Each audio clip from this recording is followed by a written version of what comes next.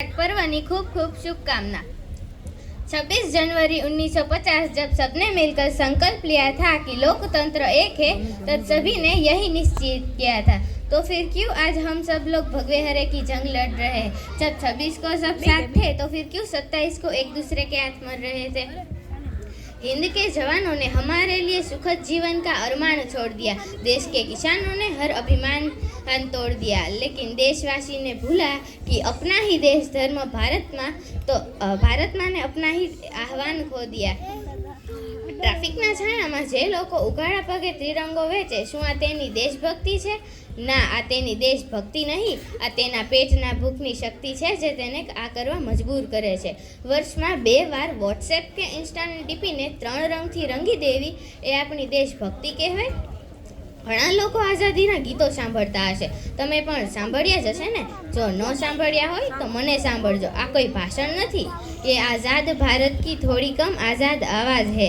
मैं बस इतना ही कहना चाहती हूँ कि आप आज़ाद है तो आज़ाद बनकर रहिए, कोई विचारधारा के गुलाम नहीं।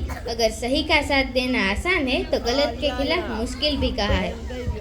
આપણામાંથી ઘણા લોકો આ વાત પર પ્રાઉડ ફીલ કરે છે કે આપણે જ્યાં રહીએ છીએ ત્યાં આટલી આઝાદી છે, જ્યારે કહેવામાં તો આપણે ઘણી બધી વાતો કરીએ છીએ। જ્યારે આપણા જવાન હિમાલયની ઠંડીમાં પણ પોતાનો ધર્મ નિભાવે છે, ગરમીમાં પણ ક્યારેય કતરાતા નથી, આ દેશની માટી માટે એક શ્વાસમાં કુરબાન થઈ જાય છે, તો શું ખરેખર આપણે આઝાદીનો મૂળ સમજી શકીએ છીએ? કહેવામાં તો આપણે અતિથિ દેવો ભવના ગુણગાન ગાઈએ છીએ, પણ જ્યારે ખરેખર આપણા ઘરે મહેમાન આવે ત્યારે કેમ આપણે એવો વ્યવહાર કરીએ છીએ? શું આપણા આ આચરણનું કારણ એના કપડાં કે એના વ્યવહારને બતાવી? શું ખરેખર આપણે આઝાદીનો મતલબ સમજી શકીએ છીએ? हिंदू, मुस्लिम, सिख, ईसाई सब है भाई भाई, तो फिर क्यों उन दंगों में अपने ही भाई मारे जाते हैं? ना जीवो धर्मना नाम पर, ना मरो धर्मना नाम पर, माणसाई જ ધર્મ છે દેશનો, જીવો તો બસ દેશના નામ પર। પંજાબની પાઘડી, ગુજરાતનું કેડિયું, સાઉથની લુંગી, બંગાળની સાડી, શું આ ભારત?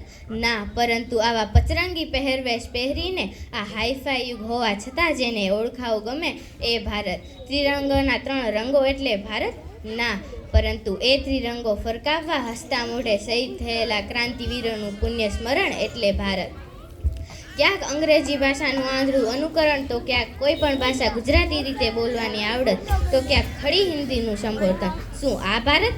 ના, પરંતુ જ્યારે ભારતમાં બોલાતી પોક બંધ ભાષા મૌન થઈ જાય ત્યારે તેમ છતાં જે શેષ રહે તે વિશેષ Bharat. Thank you very much. ખૂબ સરસ ભૂમિ, ખૂબ સરસ।